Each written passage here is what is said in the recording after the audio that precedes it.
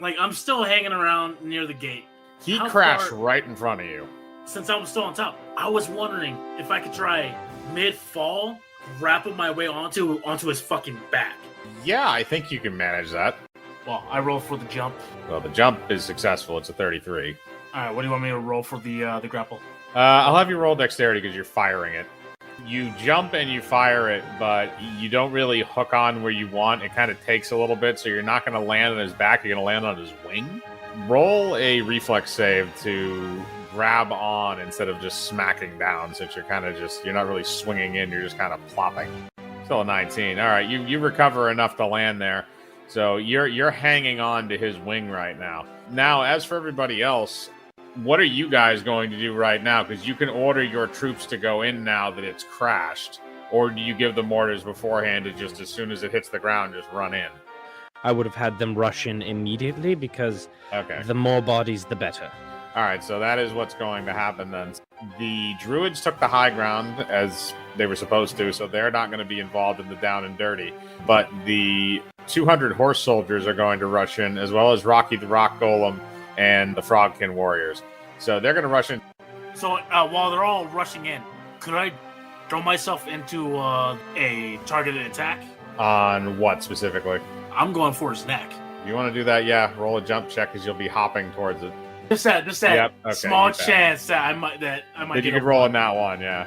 All right, so you rolled high enough with a 41 that you're able to make that jump. So you jump towards him. I'm going to count the jump roll in this scenario as the attack roll because you're accurately jumping. So roll for damage. All right, so it's 20 damage. Since it's target attack, does it crit? Yes, it would. So that would be 40. And then 16, 32. That'll be 32. So that would be 72 damage in total, which is, again, fairly hefty. What's going to happen is I'm going to roll for the people that are attacking him. All right, so that's 112 damage. So they come in and they start stabbing the shit out of like his legs and his stomach and his wings that are near the ground. And he is just getting fucked up by them. That is not good for him. But now the shock of hitting the ground is worn off, and he is not too happy.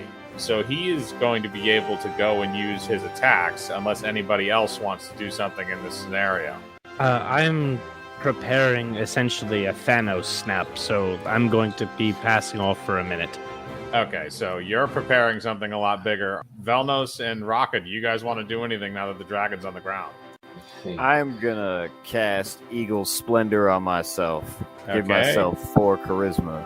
And then I'm gonna swoop down and check out everything.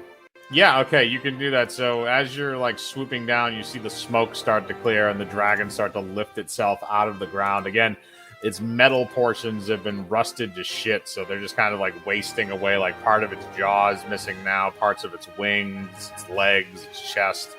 It's got a lot of like undersides of that are exposed now, but it is still very much alive, even though it's been taking a beating from various things. Velnos, are you going to do anything in this scenario? I was thinking of trying to disable its eyes. The same way I've been dealing with everyone else's eyes. Get over here! Yeah. Oh, just doing that? You can try.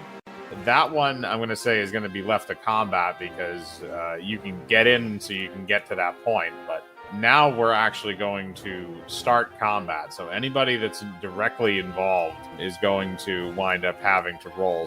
It's going to be the dragon, your forces, and anybody else who is involved in combat. Raka, technically you're not because you're flying above the scene. However, if the dragon sees you, it can choose to engage you. Arch, you're off right now preparing your snap spell. So you're technically out of combat. So it's really just going to be Velnos, Cham, your forces, and the dragon. So that means it's going to go you, then Velnos, then your forces, then the dragon. Keep also in mind the dragon gets 4 attacks per turn. All right, so Cham, you're up. Targeted attack again. I'm carving. I want to carve into that neck. I'm not going to make you roll an attack roll because you're literally stuck to the fucking thing while you're doing this. But do you want me to roll it anyways because it's a targeted attack? Yeah, just in case you roll a 20. Ooh, okay. Oh, that's a crit. So that damage will crit. So those are both ×4, by the way, because it's targeted. So they both critted. Those are going to be doubled and then doubled again. So 22 and 17. So 22 is going to go to 88. The 17 is going to go for a 68. So that would mean your total would be 156 damage.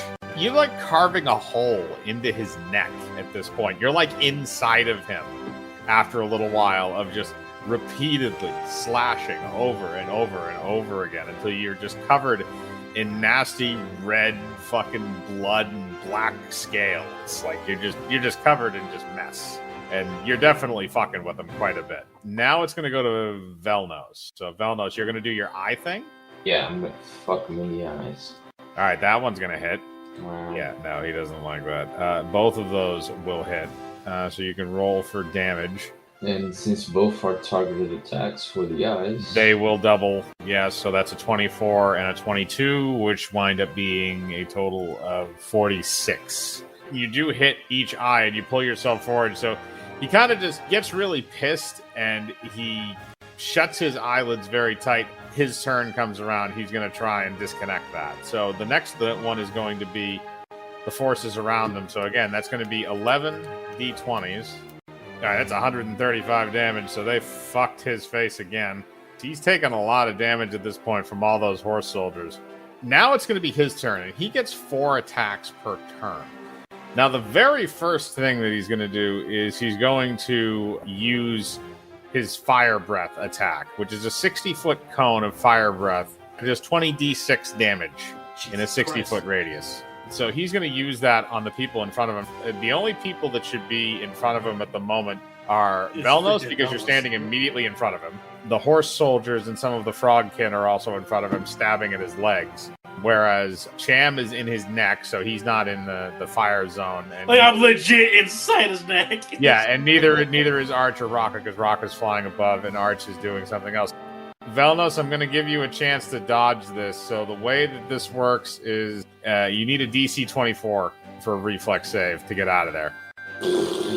Oh, you do not get out of there. You're taking 20 d6 damage. So we're going to calculate the damage, and then I'm going to calculate how many of the NPCs that it also hit. I'm gonna die. So 70 damage from the fire. As the fire breath comes towards you and you realize that there's absolutely no way you're getting out of this, Rocky the Rock Golem comes over and gets himself in front of you and curls over you like a blanket of safety. And he takes the majority of the damage, so you only take half that. You only take 35 damage. You get it, buddy. That hurt. Now, the other thing I'm going to roll is I'm going to roll 4 d20s to see how many of the others were killed. So 3 of the Frogkin warriors and 47 of the horse soldiers were vaporized by that. In addition to Rocky getting a very, very strong sunburn on his back. Because that's 50, they're going to take 5 less d20s when they roll the next time for attack. Now, the dragon also has 3 more attacks that it can do. And right now, there are 2 things that I'm going to do. First off, I'm going to roll its perception to see what it sees around it. Perception is a plus 26. That was a 34. So it sees everything in the general area, Raka including you. So what it's going to do is it looks over and it picks up a wagon. And it's going to throw that wagon at you. So I'm going to roll for dexterity on that. By the way, if that hits, that's 5 d10s of damage. Okay, I'm assuming that does not hit. So it throws it up in the air, but it does miss you. So now it has 2 attacks remaining. It's going to use its claw attack, but it's using its claw attack so that it can try and get Cham out of its neck. Okay. Do you want me to do a reflex? Let's see if he hits first. Plus 17, which means you will have to beat a 36. Yeah, that's not happening. All right, so that means you're going to take the claw attack. So he's going to rip you out of there, and that claw attack does 3d10 plus 10. All right, so it's 22 plus 10 is 32. All right, so it's 32 damage to you, and you are ripped out of its neck. You are now down on the ground. So that is 1 attack on you. Then the dragon is looking over to the high ground where the druids have sort of taken up. And the druid high ground that they've found is basically the rooftops of several nearby buildings. That's what they've been shooting down with. So he's going to do a tail attack, and he's going to take those buildings out. Ooh, okay. Yep, that's definitely going to hit. All right, so what he does is he lifts his tail up all the way over, and he swings it by. So it actually goes over you guys' heads as it goes by, and it slams into the building that the druids are on top of, and the buildings very quickly crumble down. Now I'm going to roll for a reflex save for those druids to see if they can get off that building alive. All right, they rolled a 10, so a couple of the druids are killed when the building collapses down on them, but 13 of the 15 are still alive. Those were its 4 attacks. Now, Cham, it's going to go back down to you. I'm gonna use greater invisibility, and most likely he's not gonna feel me when I get on top of him. I'm going back into my hidey hole in his flesh. All right, so what you're going to do is you're going to do that, and then I'm going to have you roll a jump check, which should be just fine. Okay, yeah, that's more than fine. So you jump right back up to the area you were in before, and he doesn't notice because you're so tiny on him. Like I said, you're literally almost like a gnat. You're back up where you were before. I will let you get 1 attack in. All right, that will not hit. But you are back up where you were before. Velnos, you have just been protected by Rocky the rock golem, but you are still in fighting capable shape. So what are you going to do? You are no longer locked into his eyes because he burned through the vines. Can I shoot knives using the vines? It would be closer to a spike than a knife, but yes, you could do that. It would be like throwing something like a porcupine quill or something like that. Shoot the spikes both in the eyes. I mean, you only have the one rotary, so yeah, you could use one hand to shoot spikes and the other one to actually use the gun. One for the eyes and the other for the eyes. Okay. And the other the spike. All right. So the spikes, the way the spikes are going to work is you're going to fire a volley of 4 spikes out of your arm, and each one is going to do 1d4 if it hits. Yeah, those will both hit. The spikes will be, I'll do 4d4 plus 4, and the Gatling gun does 3d8 plus 3. And those are also targeted attacks, so those will crit. 30 plus 26, so that'll be 56 damage. Yeah, you're peppering his eyes, so his eyes are getting very agitated. One of them started bleeding pretty badly. He can't see out of one of them too well. He can still see out of the other one. All right, so Arch, what are you going to do now? Because you sent me that whole list of things. I figured, that's basically exactly what happened. She finally finishes preparing her spell, and she full does the Thanos clutch and snap. And, Draylark, you gain +8 to your AC resistances. Spell resist against evil and chaos goes to +25. You have a constant rain cloud following you, and you also get +4 to your strength, dex, and charisma.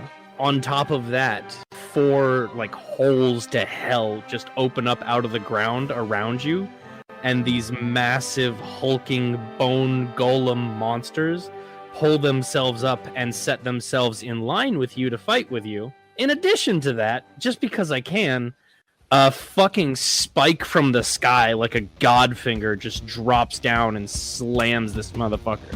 Am I okay? That's up to the DM, actually. We're gonna roll this. Okay, so quadruple double casting greater harm, which does 10 damage per level, which currently her level is 13. Each 4 of those does 520 damage each, for a total amount of 1,040 damage in one shot. This is a just point and shoot. This is a hit scan. Are you aiming specifically at any part of his body? Just him in general. I don't really get to pick. Then Cham, you don't have to worry about doing that because it's going to come down probably center mass. You're in the neck, so I don't think you're going to have to worry about that. So literally in the neck. Yeah, literally inside of his neck. Raka, however, you're in the sky. You roll a ride check for me to see if you make sure you get out of the way. Aye. That's enough of a ride check to avoid this. So you fly around as you see this bolt come down from the sky and go right through the back of the dragon and through the front, pinning it to the ground. It looks like it's getting very close to just finally keeling over. It's doesn't have a lot of strength left. It's bleeding pretty profusely from its chest now. Now that you got rid of a lot of its metal parts, it's very vulnerable, especially in the areas where its scales are missing. It's not doing too great right now. Now I'm going to roll for the remainder of the settlers, or remainder of your forces. All right, they do another 74 damage to it, so it's basically just about ready to keel over. I'll let you guys decide what you want to do at this point. I'm going to blast him with my Doom Cannon. From the sky, blast him with the... Okay, do it. Raka, I'm going to be honest with you. His health is below 5%. Can I brutalize him with the Doom Cannon? I'll allow it. Just repeatedly blast him 5 times with it? I mean, it technically is only a one-shot device, but for the sake of argument, fuck, why not? You just got to roll to hit that thing. If it's not for my badass bonus, that would have been a whack-ass fucking Oh, roll. yeah, no, it would have been, but it's a 25. It'll hit. All right, so Raka, you gracefully dismount from your griffin in midair and fall down towards the dragon. The dragon looks up at you as it's starting to get a fireball ready in its mouth to shoot up, and your cannon is ready to go, and you fire it. The cannonball shoots into its mouth and goes down the back of its throat, causing it to kind of swallow that fire down, and you just see flames start spurting out of holes in its back and its stomach from that bolt that went directly through it. And after a moment, you then land in that open hole in its mouth, and you fly down inside of it. You then proceed to turn around in all different directions and begin firing your cannon over and over and over again, just quickly depositing cannonballs and black powder as you go. And from the outside looking in, you just see holes start being blasted in this thing left and right, cannonballs flying out. And after a few moments, the dragon starts to bleed very profusely from its mouth before it finally keels over and dies, still impaled on the spike from the sky. And Raka, after everything's all said and done, you just literally walk out a hole in the side covered in dragon guts. It's dead. Corvus is going to crawl out of his hole, like, not impressed. Now I'm going to just kind of like cut off its big dragon head, and flip it upside down, and take a dookie in it. As you go up to the dragon, you notice that its form begins to disintegrate. It dissolves into the air and turns to dust after a moment, leaving nothing but the spike in the ground. The dragon is very much dead, but because it was resurrected, it just kind of returned to death. And it could have also been a side effect of the rust bullet, too. But the dragon is no more. It is defeated into dust. However, you do notice that there are a couple things in the dust as the wind picks it up. All right, then. I guess I'll scurry through the dust. I was gonna step up next to Draylock and just say, "This is bullshit. I wanted a damn undead Promise me the next time I get to resurrect something." I don't think we would manage to resurrect it either way. Did you see how it just turned to dust? I guess it was old, maybe. Well, I mean, not him specifically. I mean, it's like any kind of dragon. Well, I suppose. All right. We can take his form as a blueprint and just collect every single dragon board that exists and make a gigantic meat dragon. She hugs Draylark. You. Yeah, just gooey body armor and all. It's definitely a gross experience, but you're okay with it at this point. It's better than what she usually does to you. That happened, but like I said, there are still things in the dust. So, Cham, you're going to look for those? Yeah, I'm going to go start scurrying through the dust. You find 3 gems that are sitting on the ground. One of them is a yellow gem. One of them is a black gem. One of them is a blue gem. How big are the gems? They're about the size of like a regular, like a necklace pendant. Oh, so they're like Chaos Emeralds, all right. The other thing is that they all do appear to be glowing with some form of magic. I'm going to quickly stuff these in my bag of holding. As you look at the gems, it appears when you pick them up, the black one appears to glow for you, but the other 2 do not. As you stuff the gems into your bag of holding, 2 of them immediately shoot out to Velnos and Arch at the same time. What kind of Power Ranger bullshit is this? Well, one of them connects immediately into Arch's gauntlet. The other one then immediately shoots out and goes over to Velnos. So Velnos, you have the blue one. Arch, you have the yellow one. And Cham, you have the black one. Arch, after that gem goes into your hand, you hear the voice of your god in your ear. Thank you, my follower. This is a gift. A thrall to do your bidding. Thank you, Lord Bane. Do you want to use the gem and see what happens? I mean, I'm definitely going to try and channel some power through it, see what the fuck what's going on. So what happens is you point your gauntlet out in front of you, you channel magic through the yellow gem, and as you channel the magic through it, you see in front of you what a portal emerges from the ground, and out of that portal comes what looks like a massive undead in a huge suit of armor, and he's wielding 2 spiked bone flails in each hand. And this is what is known as a Deathbringer. The gem that goes to you, Velnos, is a little bit different. You kind of feel it integrate with your chest crystal, and you realize that what it actually does is the crystal kind of relays this information to you mentally.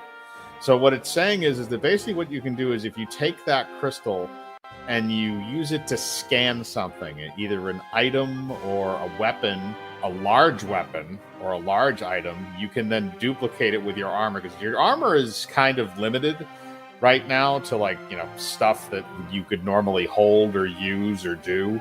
It's a size limitation, but this is essentially a scanning gem that allows you to take in something that's bigger and replicate it. You're going to use it on the tank. I'm going to use it on a tank. Okay, so you walk over to the Iron Bull. So you hold it up to the tank, and the blue crystal kind of emits a blue light that shines over the entire tank a couple of times. And then the crystal goes back inside of your larger green crystal and integrates itself. Basically what that means is you can transform to the gun part of the tank. So he pretty much became a Brumac. No, congratulations, you're Megatron. Yeah. Yeah, he can do that once per day as an attack. He can do that. And by the way, Velnos, it does the same damage as the tank does. Nice. Anytime I need to use it, I'm gonna extend it out of my crotch. That is perfectly fine. Cham, the thing that you got is it's a completely black gem, but you notice that it does seem to look very similar to the gem that's inside of your Darksaber. Ah. So the only thing you might need is just maybe have Scrappy fool around with it for a little while, and maybe he can integrate it. All right. And he is there, by the way, so he can kind of check that out now. And yeah, I'll hand it to him real quick.